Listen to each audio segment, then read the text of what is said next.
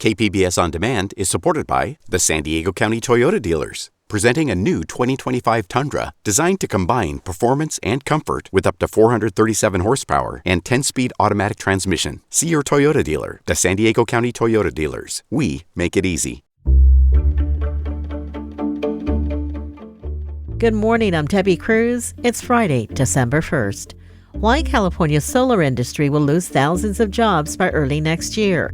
More on that next. But first, let's do the headlines. A lawsuit has been filed by the family of Aaron Bonin, a man who died in a county jail last year. Bonin died from end-stage renal disease. The lawsuit accuses the Sheriff's Department and a group of other defendants of wrongful death, negligence, and deliberate indifference, among other allegations. Attorney Lauren Williams represents the family and says this case is similar to many that have come before due to treatment in local jails. San Diego County has a disproportionately high in-custody death rate and a pretty bad track record for providing basic, necessary medical care. Last year, a state audit recommended intervention by the legislature because of the failure to address the high number of deaths in county jails. A former Camp Pendleton Marine pleaded guilty yesterday to federal criminal charges for firebombing an Orange County Planned Parenthood clinic in March last year. 24-year-old Chance Brennan pleaded guilty to conspiracy, malicious destruction of property by fire and explosive, intentional damage to a reproductive health services facility, and other charges. Two others were involved and are awaiting trial. According to an affidavit from an FBI special agent, Brennan and another defendant allegedly ignited and threw a Molotov cocktail at the clinic entrance. Brennan is scheduled to be sentenced on April 15th. Today is World AIDS Day, and events are being held throughout the county. That includes an event at the Oceanside Public Library, where panels of the National AIDS Memorial Quilt will be on display, along with HIV resources and public storytelling. Max Disposti of the North County LGBTQ Resource Center says the event is about coming together to honor those who died and to continue to destigmatize people living with HIV/AIDS. The event starts at 5:30 this evening. From KPBS, you're listening to San Diego News Now. Stay with me for more of the local news you need. KPBS On Demand is supported by the San Diego County Toyota dealers, offering a new 2025 lineup of vehicles at your local Toyota dealer, including a new Tacoma with turbocharged 4-cylinder engines and a hybrid powertrain option. The San Diego County Toyota dealers. We make it easy.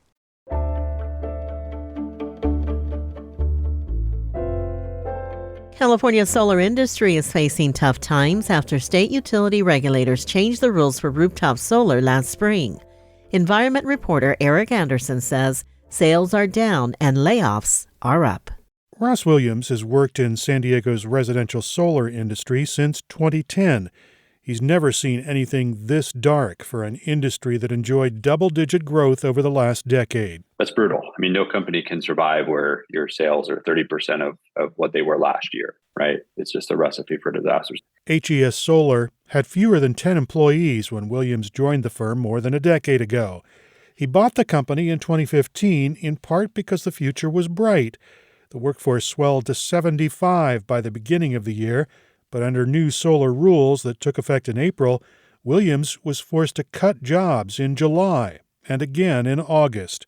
The San Diego company is down to 35 workers. It's the absolute worst. Absolute worst. It's very difficult to tell people that I've personally hired, with that promise, like, hey, we're going to be a spot for you. You work well for us.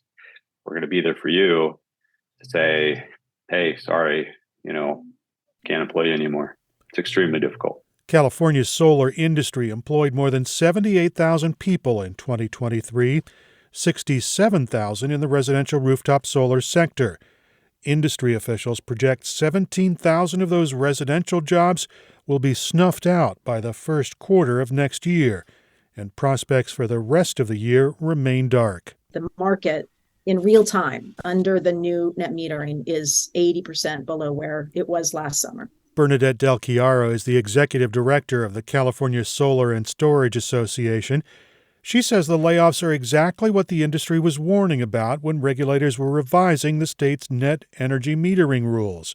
The NEM 3 rule changes slashed the value of electricity produced by rooftop solar, and that has crushed demand. What the 80% is sales, and it's measured both by sales data collected in the aggregate across the industry as well as interconnection application. So that's the first step of the interconnection process that happens very soon after a sale. The economic impacts are only part of the story. The decline will also hurt California's efforts to reach carbon neutrality by 2045. That requires slashing greenhouse gas emissions, cutting air pollution, and dramatically reducing fossil fuel consumption. Stanford University's Mark Jacobson says rooftop solar was expected to account for about a quarter of that energy production, but this year's rule changes may put that target out of reach as solar adoption stalls. Slowing that down with hostile regulations to make it more expensive for people to put up rooftop solar is just going to slow down a transition, cause more air pollution deaths and morbidities in California, and raise prices as well. Jacobson has studied pathways for California to electrify the state's economy.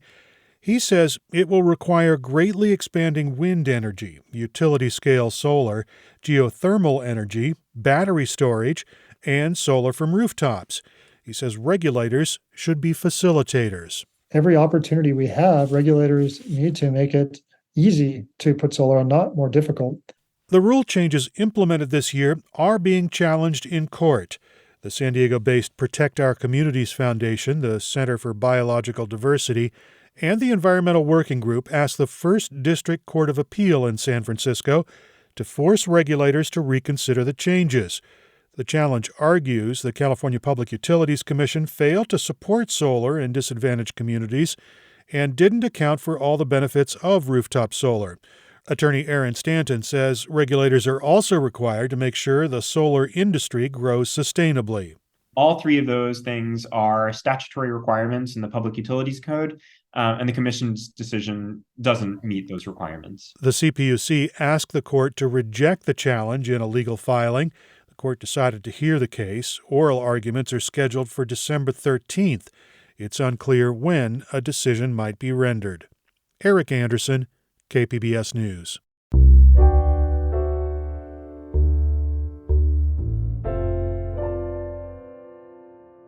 Chula Vista councilmember Andrea Cardenas hasn't been showing up to city council meetings. South Bay reporter Corey Suzuki says she could lose her seat if that keeps happening. It's been almost a month since Cardenas was charged with fraud and grand theft for allegedly stealing a federal pandemic aid loan. Councilmember Cardenas is absent. Councilmember Chavez? It's also been a month since she came to work at Chula Vista City Council meetings. The first-term council member has missed both meetings held in November, citing personal health matters. Enough absences could be a serious problem for Cardenas. 4 in a row would actually be enough to remove her from office, according to Chula Vista City Charter. But her absences can be excused if she files a request, and if the rest of the city council approves it. This is approval of an excused absence request from Councilmember Cardenas for the November 14th, 2023 City Council meeting. Please vote. That's exactly what they did earlier this week. Chula Vista Mayor John McCann was the only vote against excusing her absence. He said Cardenas' absences mean that people in her district aren't getting the representation they deserve. Cardenas did not respond to a request for comment. Corey Suzuki, KPBS News. There is a delegation of San Diego County school leaders in San Francisco this week, collaborating with their colleagues from across the state. Education reporter MG Perez says that also includes students. The California School Board Association is welcoming more than 4,000 trustees and superintendents from across the state for the largest education leadership conference on the West Coast. They're meeting at the Moscone Convention Center to work on solutions to gun violence, mental health issues, and learning loss created by the COVID shutdown, together face-to-face from every sized school district. Matthew Catoriano is the senior student school board trustee there from San Diego Unified. Students are the most honest group you will ever listen to because we're the ones that are in those dusty classrooms. We're the ones in those spaces. And so we're forced to be honest with what's happening. At the moment, student trustees across California have a voice on school boards, but no voting rights. MG Perez, KPBS News. Coming up, all you need to know about December nights. The tree lighting is a magical moment. We have thousands of people watching and counting down for when the tree gets lit, and that really is the start of December nights and actually the start of the holiday season. More on what you can expect at the two-day event just after the break.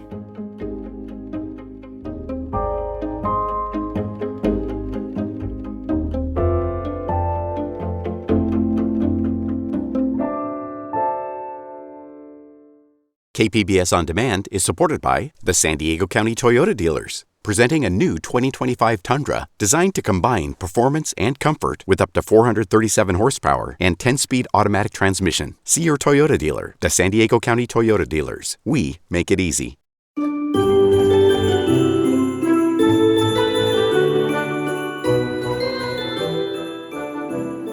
All decked out for the holidays, food, museums, and entertainment. These are just a taste of what to expect at this year's December nights. The event takes place in the heart of Balboa Park today from 3 to 11 p.m.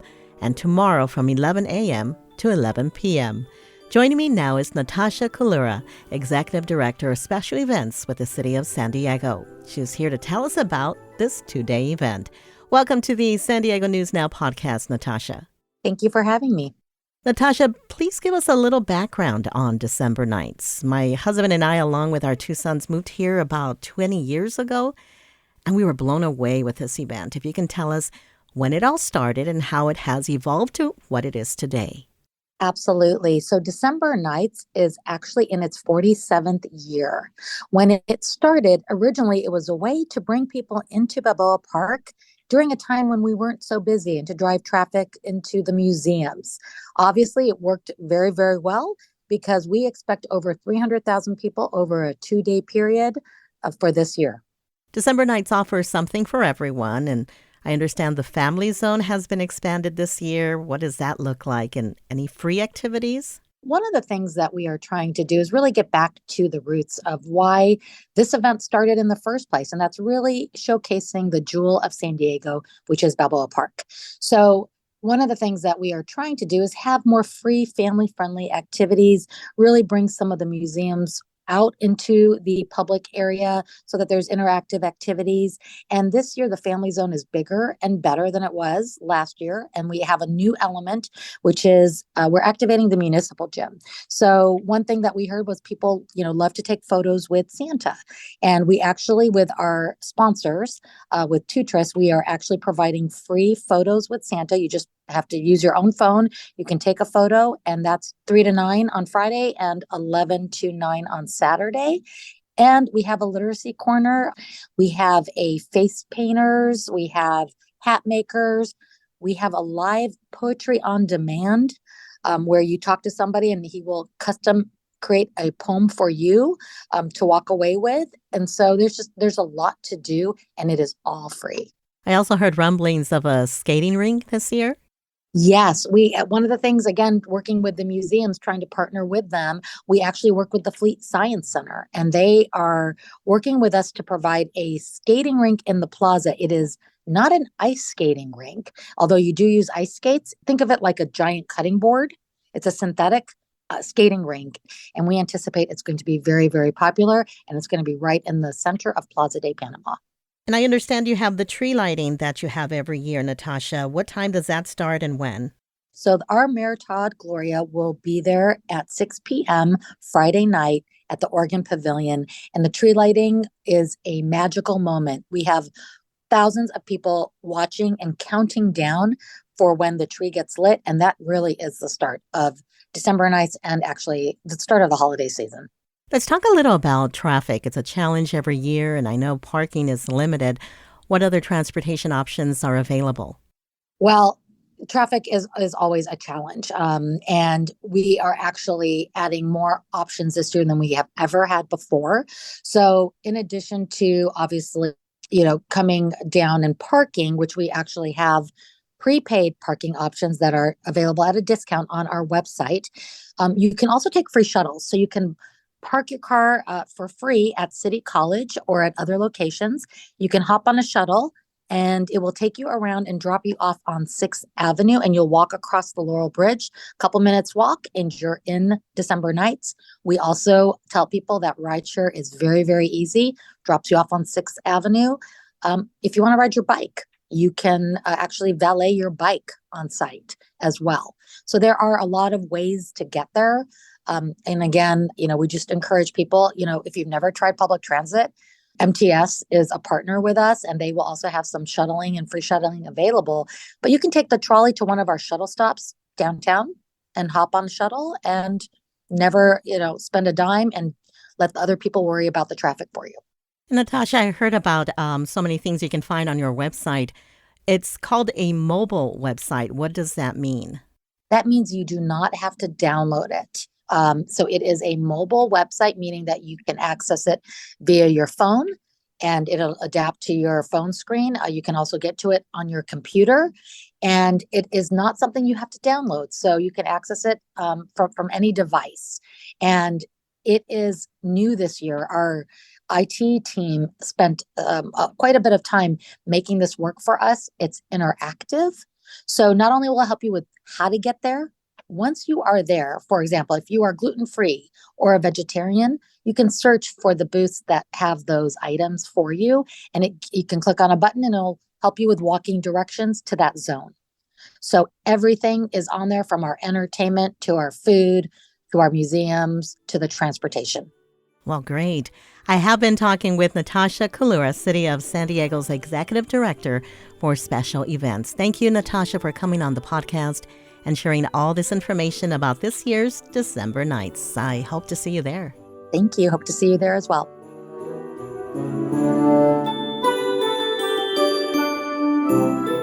That's it for the podcast today. This podcast is produced by KPBS producer Emmeline Mohebi and edited by KPBS senior producer Brooke Ruth. We'd like to thank KPBS producer Lara McCaffrey and KPBS editor Megan Burke for helping the podcast team this week. As always, you can find more San Diego news online at kpbs.org. Join us again on Monday for the day's top stories. I'm Debbie Cruz. Thanks for listening and have a great weekend.